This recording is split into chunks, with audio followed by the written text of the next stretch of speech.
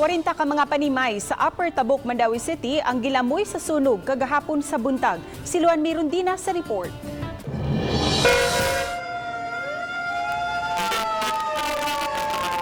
Nakugang sa alarma sa sunog ang mga mulupyo sa Upper Tabok, Mandaue City pasado alas 8 kagahapon sa buntag.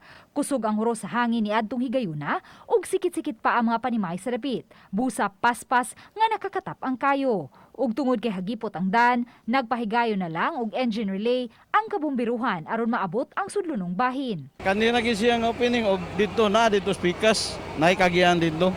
So, na-focus man gud kay diri man gud sa nagtuo man gud dinli ba ang kompanya mo na-focus diri. Igo na lang nga nakapanghupaw kining usa ka factory worker human malakip sa gilamoy sa kayo ang giabangang boarding house. Burot lagi magamit nako. Tanan gyud wag tangit. Sawol nga pagbagsugo ning bag-o ka ani.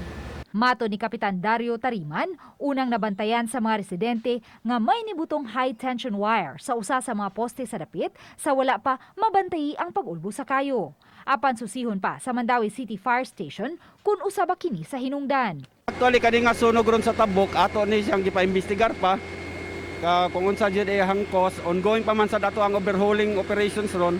Alas 10:40 na sa buntag, hingpit nga nakontrolar ang sunog. Moabot sa 50 ka mga pamilya ang apektado sa sunog ug iba na banang moabot sa 280,000 pesos ang danyo sa sunog. Mipasalig usab ang syudad sa Mandaue ug hinabang sa mga apektado sa sunog. Gani nakahatag na og pasiunang hinabang nga disaster kit ug pack meals. Hikayon pa ang ilang financial assistance. Nagsubay na tao ka ng disaster kit worth 2,500 per family. Yan nagsubay sa o kaning lunch and dinner o pamahaw gani ka. Pack meals. Uba ni Marlon Melgazo o Godfrey Rilien, Luan Mirundina, Balitang Bisdak.